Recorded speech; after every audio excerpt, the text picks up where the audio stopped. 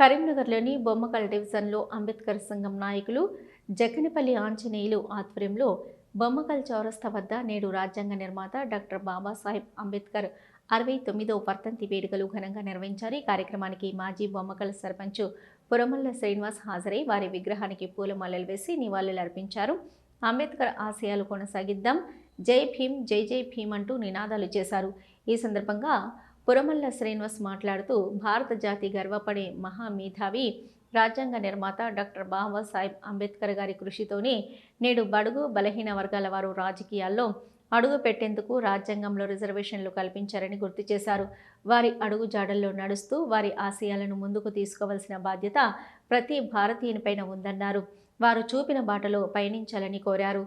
ఈ కార్యక్రమంలో అంబేద్కర్ యువజన సంఘం రాష్ట్ర నాయకులు గోష్కి శంకర్, సముద్రాలాజే, సంఘం జిల్లా ఉపాధ్యక్షులు జక్కనపల్లి శంకర్, కొండపోచయ్య, ఎడెల్లి సంపత్, అంబేద్కర్ యువజన సంఘం బాధ్యులు, డివిజన్ ప్రజలు తదితరులు పాల్గొన్నారు.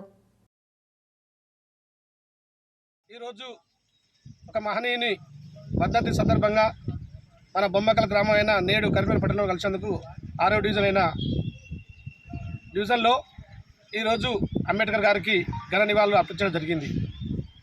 మన మహనీయుడు, గొప్ప మేధావి, తెలివిమంతుడు, ప్రజలకు దారి చూపించిన విధానం ఉన్న వ్యక్తి బాబాసాహెబ్ అంబేద్కర్ గారు ఈరోజు వర్ధంతిని పురస్కరించుకొని బొమ్మకల్ గ్రామంలో అంబేద్కర్ గారి కమిటీ సభ్యులైతేనేమి, వివిధ కులస్తులైతేనేమి ఈ కార్యక్రమంలో పాల్గొనడం జరిగింది.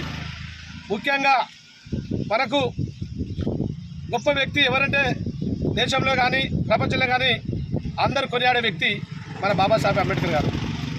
రాజ్యాంగ నిర్మాత అయిన ఆ బాబాసాహెబ్ అంబేద్కర్ గారి ఆలోచన విధానాలు, వారి ఆశయాలు, వారు చూపించిన ప్రకారం ఈరోజు రాజకీయంగా ప్రతి ఒక్కరు ఎదుగుతారంటే వారు పెట్టిన భిక్షనే.